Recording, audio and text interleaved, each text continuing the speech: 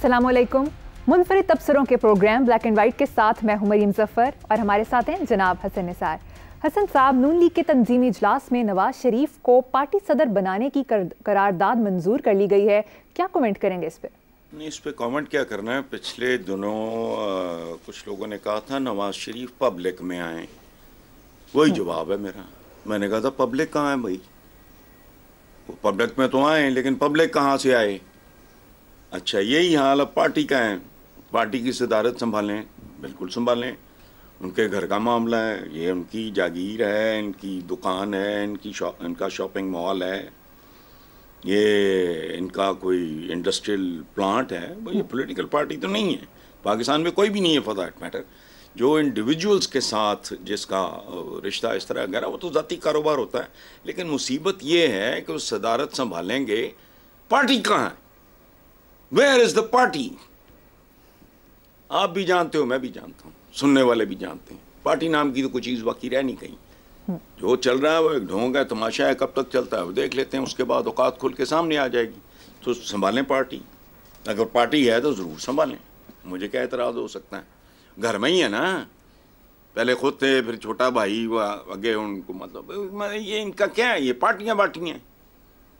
सही, अगर पार्टी है ज़रूर संभालें। चलो ठीक है, आगे चलते हैं साहब। ग्रीन पाकिस्तान इनिशिएटिव कॉन्फ्रेंस से खिताब करते हुए army chief general Asim Munir ने कहा कि मौशी इस्तेहकाम के बगैर मुकम्मल खुद मुख्तारी का तस्वुर नामुमकिन है, अदम इस्तेहकाम बर्दाश्त नहीं करेंगे।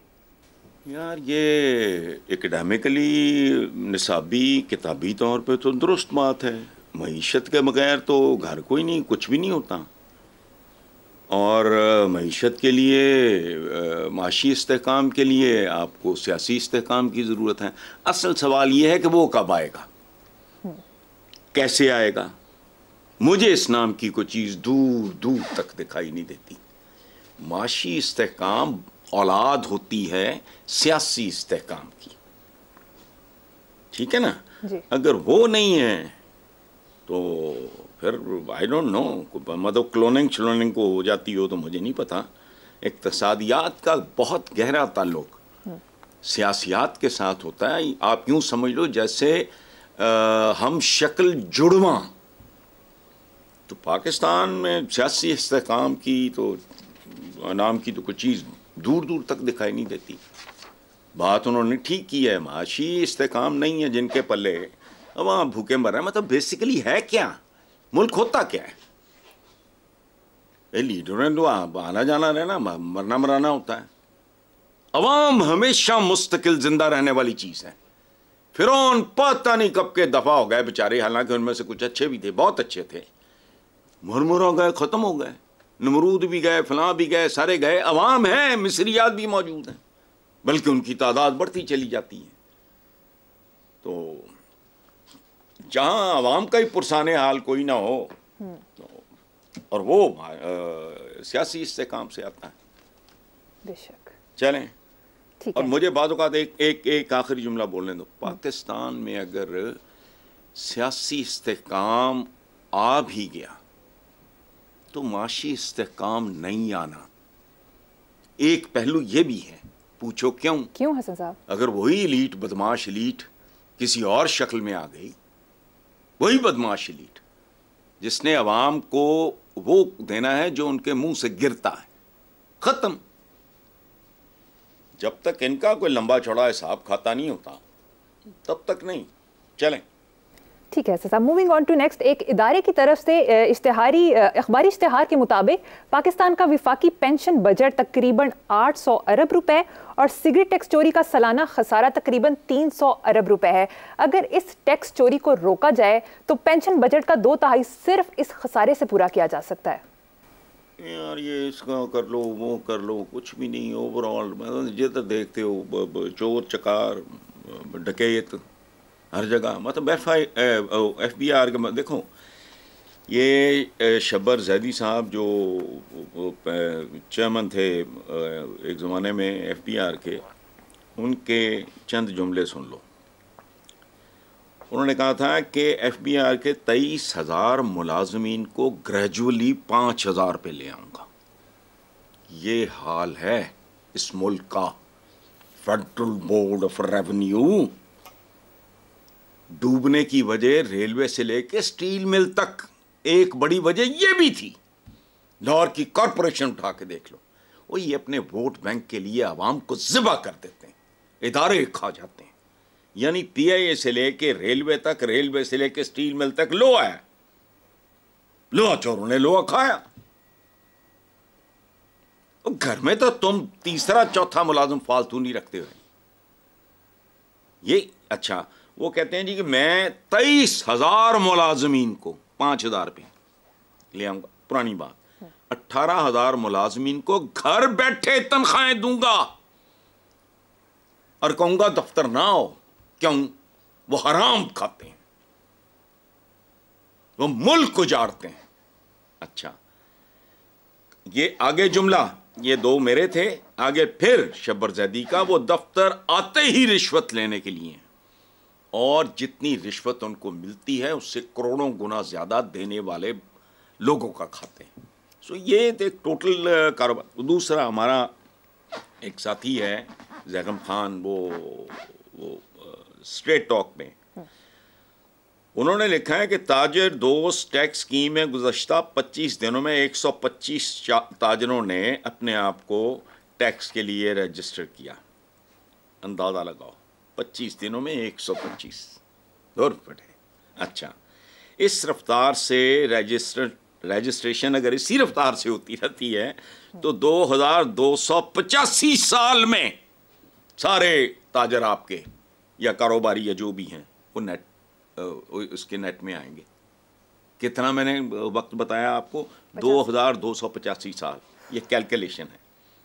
तो उस वक्त मेरा ख्याल है नवाज शरीफ की, जो इनका दिल करता है, को 83वीं पीढ़ी हुकूमत कर रही होगी, जो इनका दिल करता है। अच्छा, असल बात यह है कि लेपा पोतियाँ ना करो, ये डैश ड्रामे ना करो। ये डोल निकाल रहे हैं, कुत्ते पड़े हैं कुएं में, उतना पानी नहीं है जितने कुत्ते हैं, ये डोल निकाल रहे हैं, जो डोल निकालते रहें।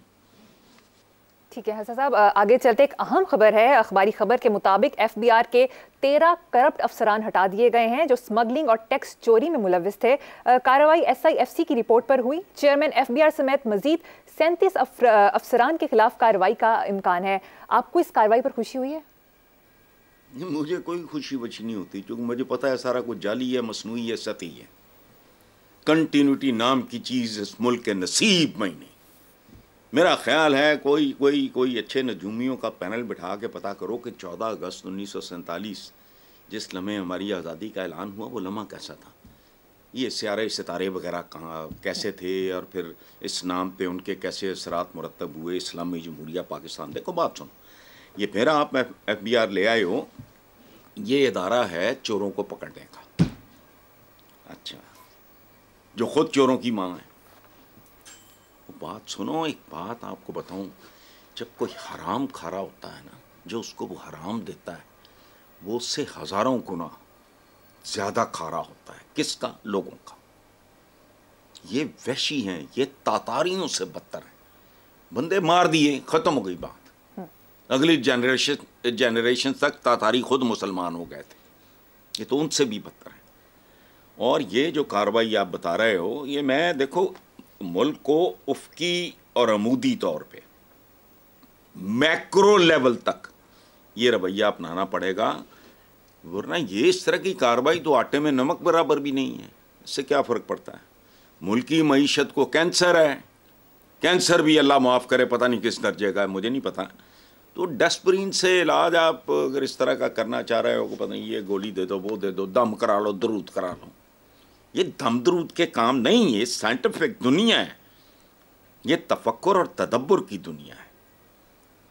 वो सुना है ना कि वो जब किसी को देखा हुजूर ने तो कहा कि वो भेड़ बकरियाँ तुम यहाँ फिर रहे हो, आज काम पे नहीं गया। उन्होंने कहा जी भेड़ बकरियाँ तो मैं वहाँ अल्लाह तवक्कुल छोड़ आया हूँ। तो आपने कहा वहाँ भेड़िए भी अल्लाह तवक्कुल फिर रहे हैं। तो लॉजिकल मदीन है हमारा बहुत। बेशक उतना ही मिला जितनी तुमने सही की। खत्म। मां को अगर खुराक नहीं मिलेगी, उसके रहमे मादर में जो बच्चा है वो भूखा मर जाएगा। लॉजिक है, साइंस है। ये कायनात हम मजाक नहीं है, इसके कुछ उसूल हैं, कवायद हैं, ज़वाबित हैं। उनसे आप मफर इख्तियार करके तो जिल्लत के अलावा मिलना क्या है। जी बिल्कुल ठीक कहा। दूसरी तरफ वजीर ख़जाना ने कहा है कि अवाम को टैक्सेस देना पड़ेंगे, उसके बगैर गुजारा मुमकिन नहीं। हसन साहब, कब तक अवाम को ही रगड़ा लगता रहेगा? और नहीं यार, पहली बात यह है कि वजीर ख़जाना मतलब इस तरह की ऑब्वियस बातें करने वाले लोग मुझे कुछ अजीब से लगते हैं।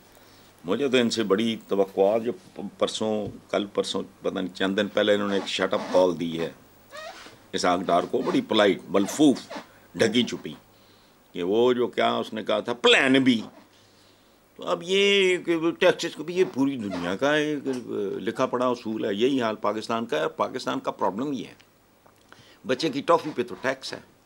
कभी अपने बिल उठा के देखो, बंदा पागल हो जाता है कि कितने बड़े ठग हैं। अच्छा, पाकिस्तान जब से बना है अवाम ही तो दे रहे हैं जो कुछ दे रहे हैं, और किसी ने क्या दिया है? 20 रुपये माना आटा प्रॉब्लम था, आज 20 रुपए की रोटी प्रॉब्लम बनी हुई है। वो 16 पे नहीं आ रही, आएगी भी नहीं, चूंकि वो मंडी के असूलों से मुताबिकत नहीं रखती। अच्छा देखो, पाकिस्तान में सिर्फ मखसूस चंद तबकात हैं जिनके लिए ये मुल्क विन विन सिचुएशन है, बाकी कत्तन कुछ नहीं। कभी सुना किसी कोई सियासतदान 10 एकड़ से सिमट के 10 मरले के घर में आ गया? कारोबारी नाकाम हो जाते हैं या उनके नुकसान हो जाते हैं, बैंक कुर्कियां कर लेते हैं। कभी सियासतदान, मुझे बताओ, ऐसे हैं? वो डेथ हो गई, हमारा फजल हुसैन राई था लालपुर का, ये इस तरह के वो मेराज खालद जैसे दरवेश लोग हैं, ऐसे हैं जो जैसे आए वैसे ही चले गए। लेकिन वो तो आटे में नमक बराबर भी नहीं। वही बात, अब पाकिस्तान में घाटा सवाल ही नहीं पैदा होता। कोई सियासतदान बताओ जिसने ज़रबे ना खाई हूं और अवाम पे आया 1 महीना बताओ इस मुल्क में जब वह बुरी तरह तकसीम ना हुए और जलील ना हुए। तो ये तो 3-3 मरलों के घर से शुरू होके एवन फील्ड और सरे महल और पता नहीं किधर से कम, ये ब्रेक ही नहीं लगाते। और मुझे शक है एक मरियम कि मरीख या चांद पे भी पहला घर किसी पाकिस्तानी सियासतदान का होगा, और अगर नहीं होगा तो उसकी सिर्फ एक वजह है कि ये मुठ रखेंगे, पकड़े ना जाएं, कोई नया पनामा को नवा कट्टा ना खुल जाए। वरना अगर ये ना हो, मरीख या चांद या खला में पहला घर, ये तो बाकी फिगर्स तो और टाइप के होते हैं, तुम्हें पता ही नहीं है। ये आप दोज हैं, इतना सा एंटेना पानी के बाहर नजर आता है इनका। बाकी तो मेरी तो वहाँ भी नहीं है तो यहाँ भी क्या होना है, तो मेरी तो बाहर कोई नहीं है तो मेरी तो पाकिस्तान में भी कुछ नहीं। तो यही कुछ है। गाड़ियों का पूछो तो आए मैं आए पता नहीं है, अच्छा ये भी था वो भी था, काट दो, इसको जला दो, आग लगा दो, फलाना कर दो, बस। जी ठीक है। अच्छा साहब, आगे चलते हैं। वज़ीर इत्तलात पंजाब उस्मा बुखारी ने पीटीआई रहनुमा बैरिस्टर सैफ के बयान पर रद्द-ए-अमल देते हुए कहा कि बैरिस्टर सैफ ज़बान संभालें वरना हमें लगाम डालनी आती है। देखो, मैं तो बीबी उस्मा को कि मेरे तो बच्चों की तरह है, मेरे बच्चों का एज ग्रुप 19-20 का ही फ़र्क होगा। तो उस्मा बुखारी को मैं ये बताना चाह रहा हूँ कि बीबी प्लीज़, देखो स्मार्ट है, ज़हीन है, अच्छी गुफ्तगू करती है, लेकिन तजर्बा तो दायर है, वेज के साथ ही आता है। उस्मा बुखारी को ये नहीं पता कि लगामें घोड़ों को डाली जाती हैं। घोड़ा बहुत सुपीरियर जानवर है। बेलीपुर में रहते, बड़ा ब्यूटीफुल एनिमल। तारीख में घोड़े से ज़्यादा खूबसूरत ये लेपर्ड हो गया, ये खूबसूरत जानवर है। घोड़ा जो इंसानों के दोस्तों में मेरा ख्याल है घोड़े, हाथी बदशकला, बाकी जितने भी जानवर हैं अभी गाँव में जो की होंगी है, घोड़ा बहुत खूबसूरत है। लगामें घोड़ों को दी जाती हैं, खोतों को नहीं। वो ये जो है ये सियासी कौडू, इसने को पॉलिटिकल पार्टी छोड़ी है? मुझे बताओ, ये उधर परवेज़ मुशर्रफ साहब के साथ भी चिपका होता था, MQ में भी चिपका होता था। एक ज़माने में ये मोहम्मद अली दुरानी थे सरबराह उसके पासपान के, उसका भी ये मतलब पता नहीं वो क्या चीज़ है। अच्छा, इसलिए प्लीज़ मैं ज़ाती तौर पे दरख्वास्त करता हूँ अपनी प्यारी वज़ीर इत्तलाआत से कि बेटा ना, लगाम डालने की इज्जत ना दो। ये खच्चरों को नहीं डालते, गधों को नहीं। यह घोड़े जैसी आलीशान सवारी है जो फिर आपका साथ देती है, उसमें सिंक्रोनाइज घुड़सवार और घोड़ा। ये तो एक बाप बेटे जैसा रिश्ता होता है, भाइयों जैसा रिश्ता होता है। घोड़े मर जाते हैं मालिक के मरने में, जान दे देते हैं। ये तो एम ही मतलब सियासी कौडू टाइप एक चीज़ है। उसकी बात को सीरियसली लेके लोग मुमकिन है पूछते फिरेंगे, वो पंजाब की वज़ीर इत्तलाआत ने जिक्र किया है कौन है, इसे जानता कौन है? ये क्लाइंबर्स होते हैं ख़ास तरह के। इसलिए नहीं, मैं आई एम सॉरी, मुझे उस्मा बुखारी से बहुत शदीद इख्तलाफ है। उनको चाहिए आइंदा एहतियात करें। She is promoting him. चलें, ठीक है हसन साहब। पर दूसरी तरफ सेनेटर फैसल वाविटा का कहना है कि एहतसाब का दिन बड़ा करीब है, जब तक इंसाफ का निज़ाम ठीक नहीं होगा मुल्क में कुछ भी बेहतर नहीं हो सकेगा। इससे बेहतर आखिरी और हतमी बात पाकिस्तान के लिए मुमकिन नहीं है। फैसल वाविटा मुझे पसंद है कि मुँह फटा आदमी है और बात नाप तोल के हवाई नहीं सॉलिड बात करने वाला आदमी है। तो फैसल वाविटा ने बिल्कुल आखिरी हतमी बात की है, नथिंग लेस देन दैट। कख भी नहीं होना, जो मर्जी कर लो। ना तुम्हारी इकॉनमी संभलनी है, ना तुम्हारा सियासी इस्तेहकाम, ना तुम्हारा इक्तसादी इस्तेहकाम। तो दोनों जुड़वा बच्चे हैं हालात के। बिल्कुल ठीक कहा हसन साहब। नेक्स्ट खबर पे चलते हैं। जनूबी कोरिया में नौ मुसलमान मारूफ यूट्यूबर दाऊद किम पर इल्ज़ाम आयद किया जा रहा है कि उसने मस्जिद की तामीर के लिए चंदे के नाम पर मुसलमानों से धोखाधड़ी के जरिए रकम बटोरी है। क्या कहेंगे? तो क्या है, वो तो नॉर्मल है। ये जिन मुल्कों में डिसिप्लिन नहीं है, ताकत नहीं है, मामला नहीं है, ये सऊदी अरेबिया, मिडल ईस्ट वगैरह इधर या बाकी मुल्कों में नहीं होता होगा। हमारे यहाँ हम तो मस्जिद में ग्लास, जूते, लोटे तक नहीं छोड़ते। मस्जिद की तामीर के लिए चंदे का मामला है। मस्जिदों में जूते महफूज नहीं। अरे असम्बली की मस्जिद में नहीं हुआ अभी।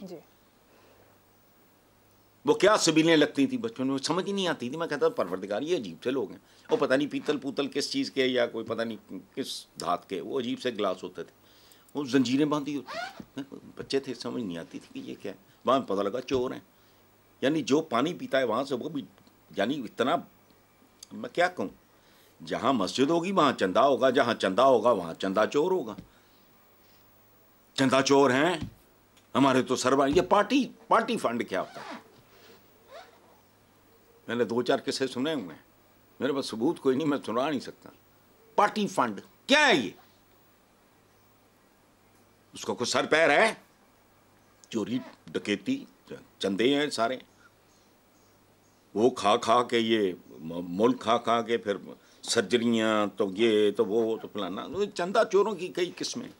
वो भी एक निकल आया बीच में, उसने कहा ठीक है अभी ये आपस में ठगियाँ करते थे, मैं भी ज़रा दिहाड़ी ला लूँ। तो कड़ी है पैड़ी गल, कोई गल नहीं।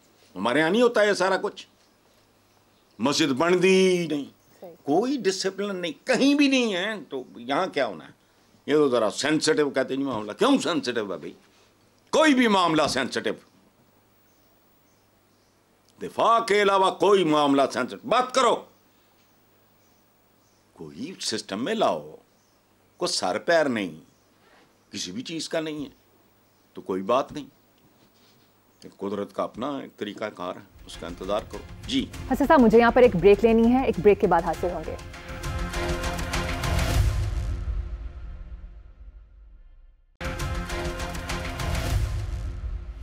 Welcome back. हसन साहब, नून लीग और पीपल्स पार्टी का मुतालबा है कि पीटीआई मुज़ाकरात करे, जबकि अखबारी खबर के मुताबिक पीटीआई के सीनियर रहनुमा शहरयार अफरीदी का कहना है कि सिर्फ आर्मी चीफ और डीजीआईएसआई से मुज़ाकरात चाहते हैं। सच्ची बात है यार, मैं कोई रिवायती किस्म का घिसी पिटी बातें करने वाला आदमी नहीं हूँ। बात तो उन्होंने ठीक की है। पाकिस्तान में एक ही ऑर्गेनाइज्ड, एक ही काबिल एतबार इदारा है। और मैं आपसे नहीं, जब से इलेक्ट्रॉनिक मीडिया उससे पहले कॉलम थी, ये वो चपड़कनाती ये लोग हैं जिनकी वजह से फौज, मतलब आंख ना उठा के देखें वो इनकी तरफ। अगर ये अपने काम कर रहे हैं, उनको मुझसे आपसे करोड़ गुना बेहतर पता है कि ये सारे ठग हैं। उनको पता है, उनके दिलों में इनकी इज्जत हो नहीं सकती। मैं चंद नाम इतने एहतराम से लेता हूं आज भी। मेरा आज खालिद साहब मुझे पता है, जैसे आए थे वैसे चले गए। ये तो सारे शिकारी हैं। अच्छा, अब जो लोग मैटर करते हैं, जिनकी बात पे एतबार किया जा सकता है, जिनकी जमानत काबिल एतबार है, बात तो उन्हीं से बनती है। ये तो ऑल्सो रैंड टाइप, ये तो पावर प्ले के गंदे से, मतलब ये जुज्व हैं। ये तो कैंसर की तरह हैं। ये पाकिस्तान के जो ओवरऑल जो पॉलिटिकल, जिसको हम कहते हैं पॉलिटिकल, है नहीं।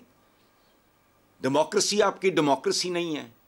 वो जी होना, अब्बा जी आ गए, चाचा जी आ गए, ताया जी आ गए, मामा जी आ गए, ससुर आ गया, पनवैया आ गया, साली आ गई, बेबे आ गई, माँ। वो ये क्या है ये? तुम यू कॉल दैट डेमोक्रेसी?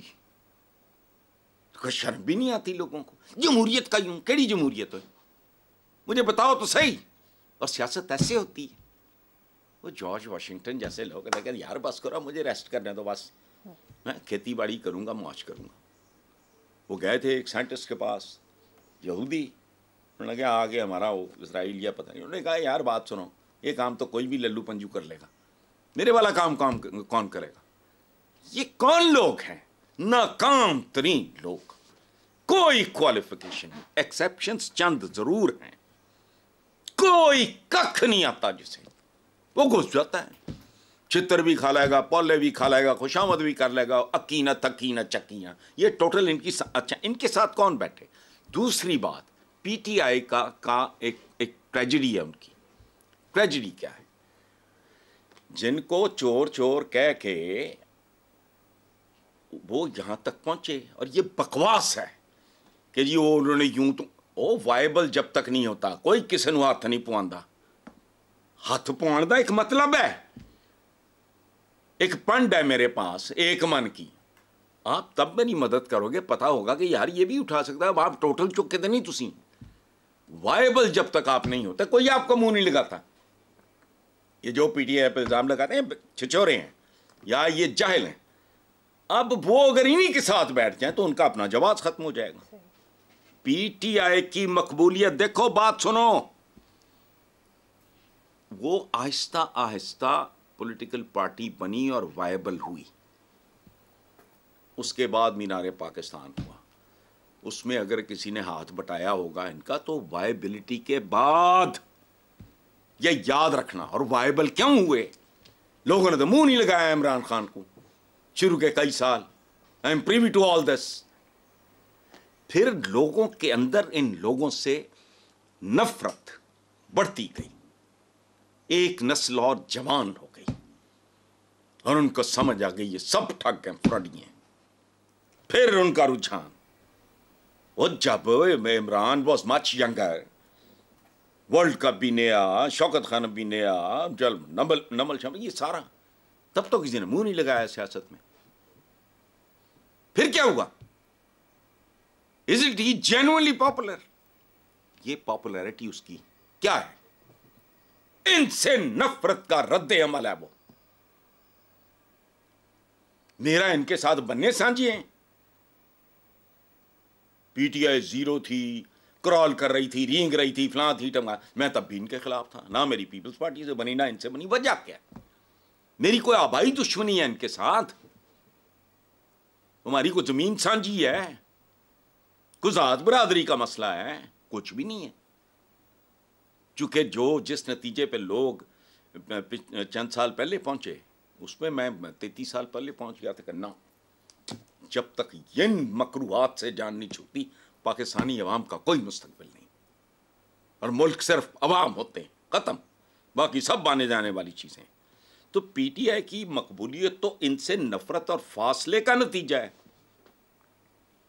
अब हम उनको आजमा के तंग आ गए। अब ये, और फिर पीटीआई ने टेक ऑफ किया। तो पीटीआई चूची है, कितने के बेवकूफ़ होंगे, उनको नहीं पता कि इनके साथ फासले और नफरत के नतीजे में हम मकबूलियत की मेराज पे पहुंचे हैं। इनके साथ वो बैठ जाएं। तो नत्था Singh and Prem Singh one and the same thing, करो मजाक। मुझे क्या एतराज़ है भाई, मेरा लेना देना किसी से कोई नहीं है। मुल्क खुशहाल हो बस। आप ज़ाती तौर पे ज़िंदगी में जितनी मर्जी तोप चला लो, जितनी मर्जी कामयाबी हासिल कर लो, बाहर निकलोगे डिप्रेशन होगा, मायूसी होगी, दुख होगा, गंदे मंदे मैले कुचाले चेहरे, टूटे छितर पाटे कपड़े।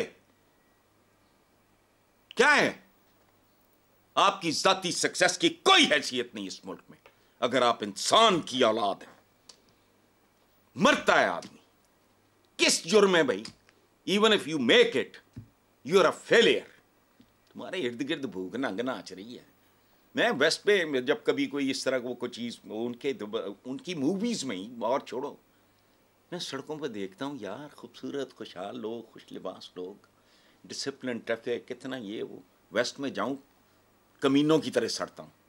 मैं उनसे सड़ता नहीं, मैं इस बात पे सड़ता हूँ कि परवरदिगार, हम इस्लामी भी हैं, जमहूरिया भी हैं, पाकिस्तान भी हैं, गंदगी के ढेरों की पैदावार, शक्लें उजड़ी हुई, आंखें वीरान।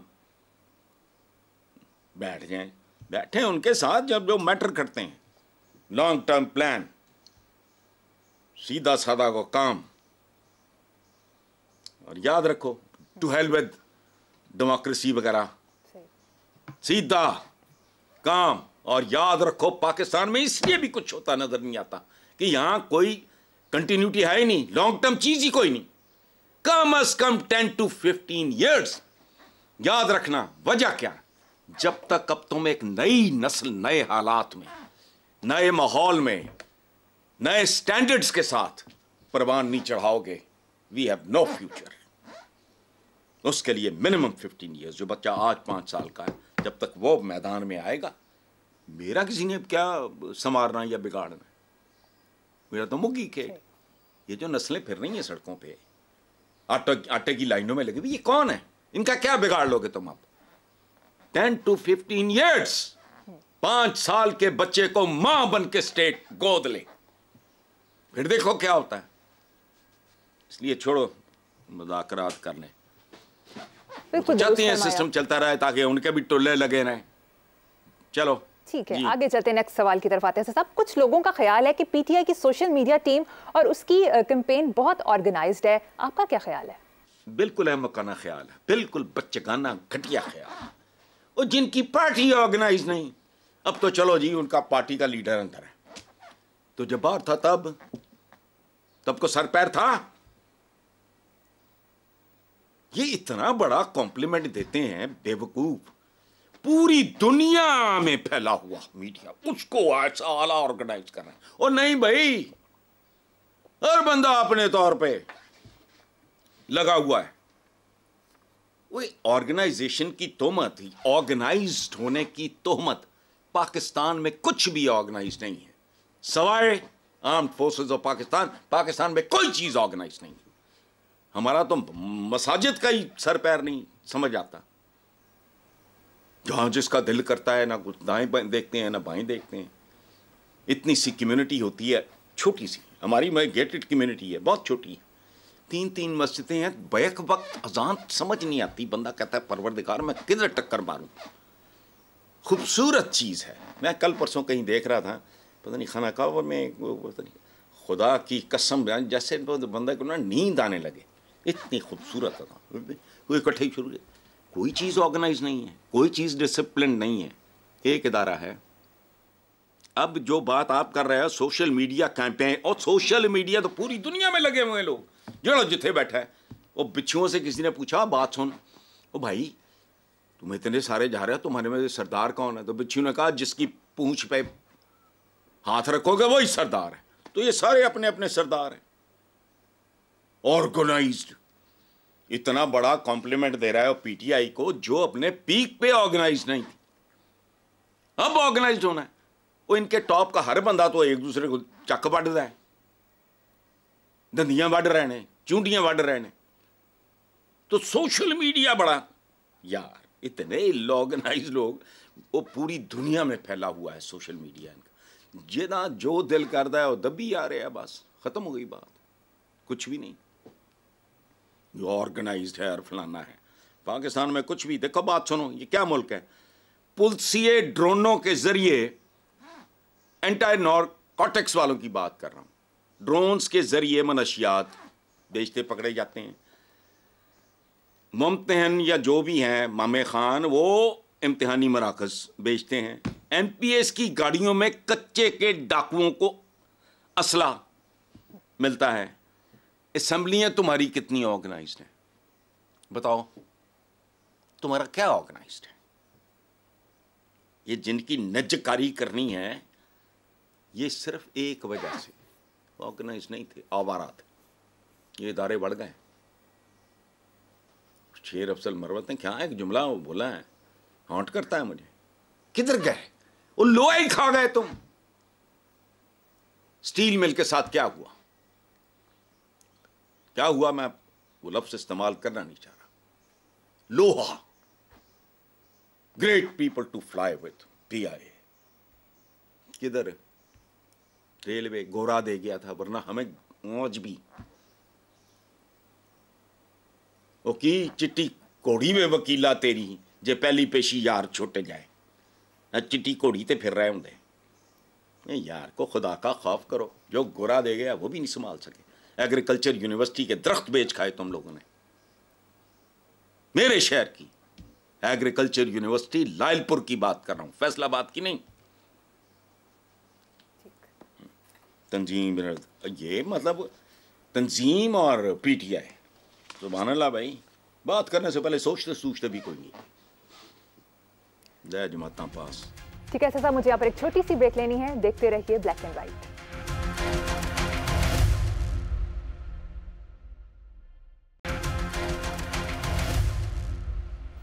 Welcome back. हसन साहब, पिछले दिनों इंदिरा गांधी के एक पुराने इंटरव्यू का क्लिप सोशल मीडिया पर वायरल हुआ, जिसमें वो कह रही थी कि हमारे देश में कोई किसी भी धर्म का हो वो दूसरों का एहतराम करता है। जैसे गुरुद्वारों में बहुत से हिंदू जाते हैं, मुस्लिम की दरगाहों में भी हिंदू जाते हैं, मुसलमान हिंदू मंदिरों में भी जाते हैं। हिंदुस्तान बहुत बड़ा है, बहुत बड़ी आबादी है, मजहबी रवादारी के हवाले से छोटे मोटे वाक़यात होते रहते हैं। इसमें हैरत की कोई बात नहीं है। आपका तबसरा? कोई तबसरा नहीं, मैंने अपनी आंखों से देखा। मैं 2-3 बार गया हूँ इंडिया, निज़ामुद्दीन औलिया, ये वो। मैं उस तरह का मज़ार परस्त आदमी नहीं हूँ, ये ज़हन में रखना। लेकिन तारीखी और एक अच्छी खूबसूरत हस्तियाँ, बंदा वैसे तारीख देखने जाता है। हुमायूं तो कोई नहीं ना, ये ताजमहल वगैरह में क्या है, लेकिन उनकी एक तारीखी अहमियत होती। मैंने वहाँ भी देखा है। मेरे एक बहुत करीबी दोस्त हैं, पटना के रहने वाले, ज़िंदगी में कोई मुलाकात नहीं। उन्होंने एक बार मुझे कहा थ्रू अफजल अंकल, आप उनको भी जानते हो, क्या कहा कि अपना उनका पैगाम आया कि मुझे हसन को कहना कि दाता साहब जाके देखें। मैं हंस पड़ा, मैंने कहा जी अच्छा, और लिखवा भी दें। मुझे मैसेज की समझ नहीं आई। मैंने आसम को कहा, मैंने कहा जाओ जाके देखें, शगें दे दो। उसके बाद वो पटने के रहने वाले, तो मेरी उनसे बात हुई, तो मैंने कहा जी मैंने तो वो कर दिया है, लेकिन ये लिखने वाली क्या बात? उन्होंने बताया कि हमारे लिखवाते हैं या पता नहीं क्या। मैं कहा जी साढ़े हो जाए, कोई रिवाज नहीं। कहाँ? दातागंज बख्श। कौन कह रहा है? पटने का हिंदू, जिनको मैं कभी मिला नहीं। उसके बाद 3-4 महीने के बाद वो गए अजमेर शरीफ, और उन्होंने कहा कि मैंने आपके लिए वहाँ दुआ मांगी है, आपकी तरफ से भी है। उनको नजराना पेश किया। हिंदू खूबसूरत लोग भी हैं। ये देखो, ये जाहिल लोग हैं जो कहते हैं कि सेकुलर को ला दीन या ला मजहब होता है। नहीं, मैं सेकुलर हूँ, मैं ला दीन तो नहीं हूँ। असल में इसका मतलब the way I interpreted is कि आप अकलियतों की इज्जत एहतराम और हमारे हुजूर, और तुम्हें वाकया सुनाऊं, तुम्हारा रोना निकल आए। सुनो, एक बच्चे ने हुजूर को, बच्चों से बहुत प्यार करते थे, वो एक बच्चे ने कहा कि आप हमारे घर आए। आपने कहा ठीक है। शाम को उसका बाप यहूदी था, उसने बदतमीजी की, चुप करके वापस आ गया। अगले दिन बच्चा मिला, उसने गिला किया, कहते मैं भूल गया था। मैं कल आऊंगा। चले गए, उसने फिर बदतमीजी की, यहूदी ने। वो फिर मिला 2 दिन के बाद, उसने फिर कहा कि देखें आप फिर नहीं, आप गलती हो गई, आज मैं या कल जो भी। गए, यहूदी बाहर निकला, थाड़े मार के रो पड़ा। उसने हुजूर को कहा कि आप पैगंबर से कम हो नहीं सकते, आप इतने लाजपाल हो। सुभान अल्लाह। आपने मेरे बेटे को यह नहीं बताया कि तुम्हारा बाप मेरे साथ बदतमीजी करता है और मुझे तुमसे मिलने नहीं देता। तुमने मेरी इज्जत रखी, तो आप तो पैगंबर से कम हो ही नहीं सकते। वो मुसलमान हो गया। ये टीचिंग्स हैं हमारी। इधर इन्हें छुरी मार दो, इन्हें चाकू मार दो, ना कोई लेना ना देना, ठेकेदार, खुद गंदे। जाती जिंदगी उठा के देखो, गंदगी का ढेर, हराम खाने वाले, गरीबों के वसाइल लूटने वाले, उनके हिस्से का रिस्क खाने वाले। ये वाकया सुना है। जब मैंने सालों पहले पढ़ा तो मैं बता नहीं सकता मेरी क्या कैफियत थी। वो थाड़े मार के रो पड़ा। उसने कहा कि आप पैगंबर से कम हो ही नहीं सकते। वरना लॉजिकल कोई और अच्छे से अच्छा आदमी होता तो बच्चे को कहता बेटा मैं तो वादे के मुताबिक गया था। उस मासूम बच्चे के सामने बाप की इज्जत रखी। था कौन? यहूदी। यहूदी क्या कर रहे थे मदीना के, वो भी आपको पता है। भैया छोड़ो ये इंडिया सेकुलर अगर नहीं रहता जो चल रहा है मोदी साहब का, तो इसकी इतनी भारी कीमत, और ये भारी कीमतें जब मुल्क अदा करते हैं तो वो ये नहीं होता परसों हो जाएगा। 10 साल लग जाए, 20 लग जाए, 30 लग जाए। हम जहां पहुंचे हैं को रातों रात पहुंचे हैं, बतदरीज। एक ऐसे ग्राफ बना के देखो, बात समझ आ जाए। चलें, ठीक है हसन साहब, next topic. Islamabad high court ने बुशरा बीबी की बनी गाला से अडियाला जेल मुंतकिली केस पर रिमार्क्स देते हुए कहा कि बुशरा बीबी को कैद तन्हाई में रखना एक तरह का तशद्दुद है। यार ये बहुत बड़ा तशद्दुद है, एक तरह का नहीं है। लेकिन अगर मेरे जैसा चवल और गुनाहगार आदमी हो तो फिर तशद्दुद है। सूफिया के लिए, औलिया के लिए, साइंटिस्ट के लिए, क्रिएटिव लोगों के लिए, गौर व फिक्र करने वाले लोगों के लिए,